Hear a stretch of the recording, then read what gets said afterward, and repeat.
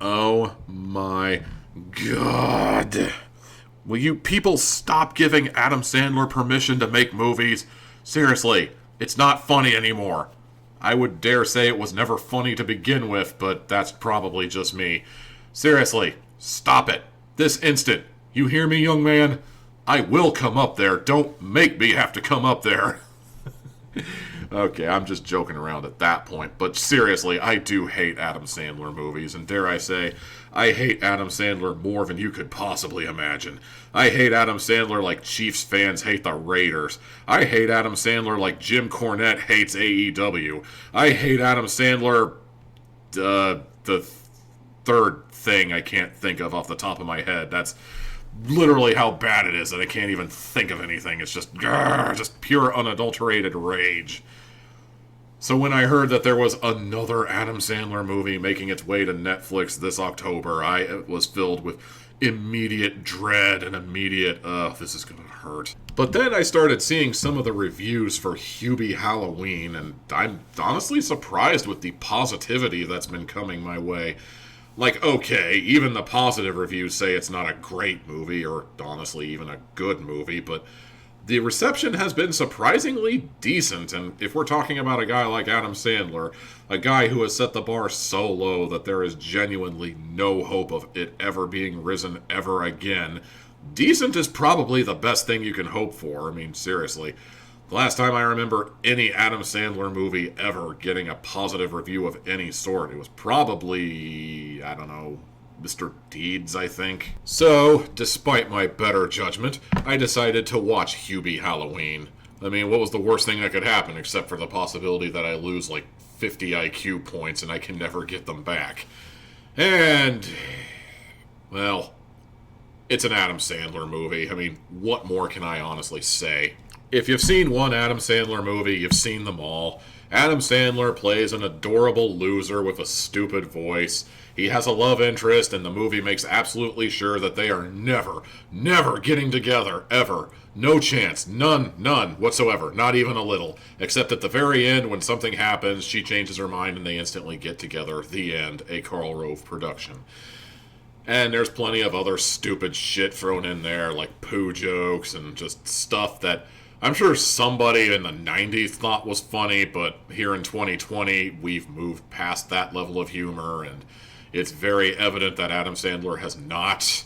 I've heard several people say that Hubie is essentially Adam Sandler rehashing his Canteen Boy character from Saturday Night Live. Basically, they get that claim from the fact that Hubie has a Swiss Army thermos, for lack of a better term.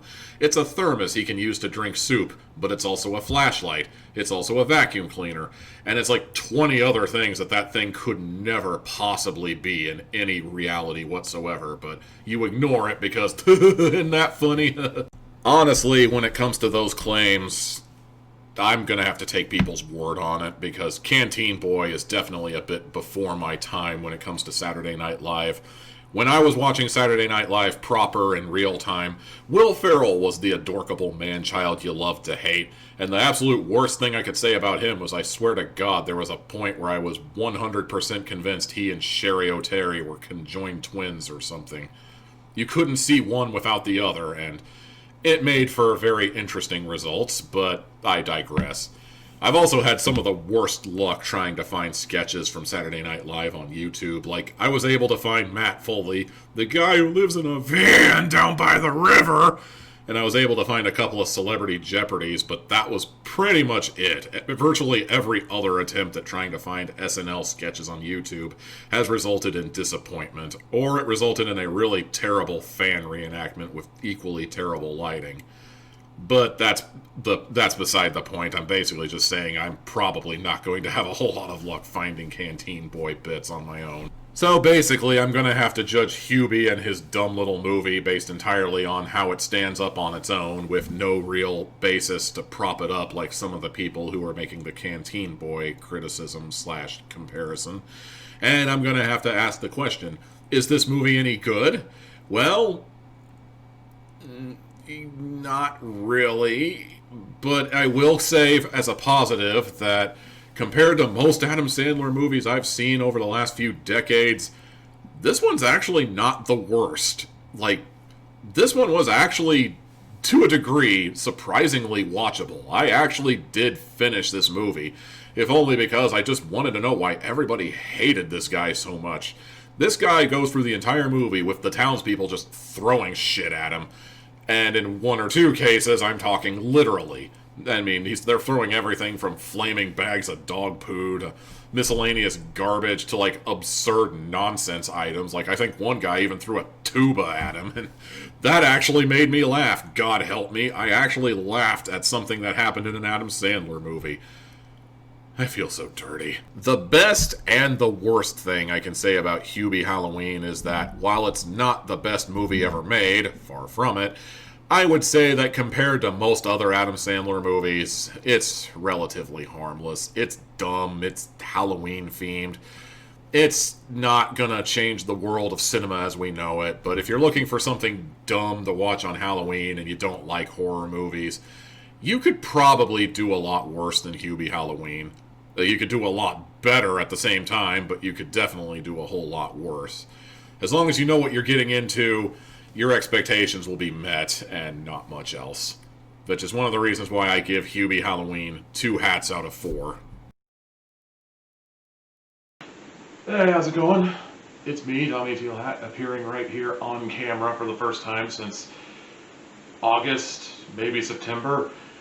I've got the setup the way I want for the most part, and I will be appearing on camera a lot more often now. Maybe it'll be better than using a cell phone, maybe not. From what I've been hearing from some of the test footage, it sounds like the audio is probably going to take a hit, but at least now I have an actual honest-to-God camera. I often joke that the next step in my evolution is getting a better camera, maybe one that costs more than $100, but in any case, it is what it is, and I will be doing videos sitting here in front of the camera, talking to you live and in person from now on. Hope this audio-only experiment was worth the effort, and I hope you've enjoyed it, or at least were willing to put up with it. Like, comment, subscribe, etc., etc. See you next time, guys.